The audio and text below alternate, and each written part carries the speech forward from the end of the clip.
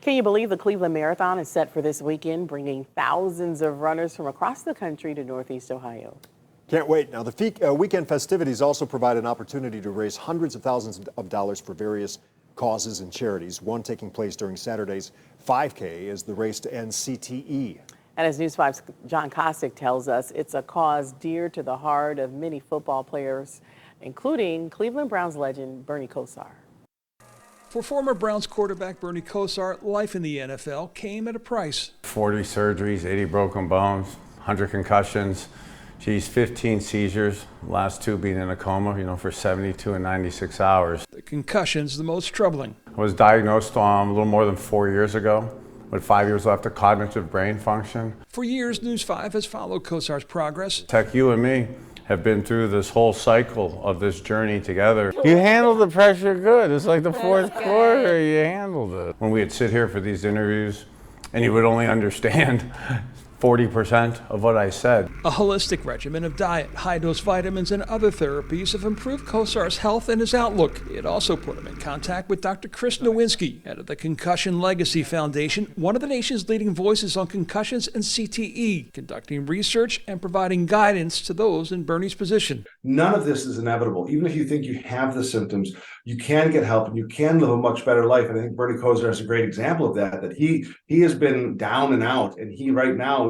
is doing really well, and I'm really proud of him. The two are teaming up this weekend at the Cleveland Marathon as part of the 5K race to end CTE. It is the Concussion Legacy Foundation's largest peer-to-peer fundraiser of the year, with a goal this year of raising $400,000. One of the big uses for that money is to fund our helpline. We actually have 4 people full-time helping people who are fighting suspected CTE, helping people with concussion issues, find the right doctors, find a community, understand what's happening to them, and find a way to get through it. Nowinski is a former Harvard University football player who went on to become a professional wrestler in the WWE, but when he saw his career cut short because of concussions, he went back to school to get his PhD in neuroscience. He's been one of the leading voices in the fight to reduce the risk caused by multiple hits to the head, especially in youth sports. We don't have to end football.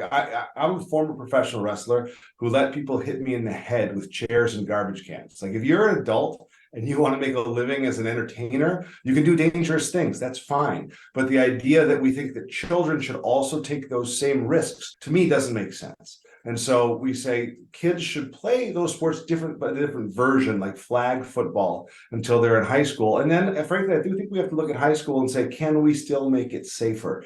Because those kids still aren't old enough to understand the risk they're taking. Kosar, for his part, remains focused on today, on helping himself to heal and others as well. I'm not really focusing on what the end outcome is. I'm trying to delay the end outcome and try to be able to live and help people live with these type issues, so that you can get in what days you have remaining, 1, be able to enjoy them, and 2, be able to bluntly remember them.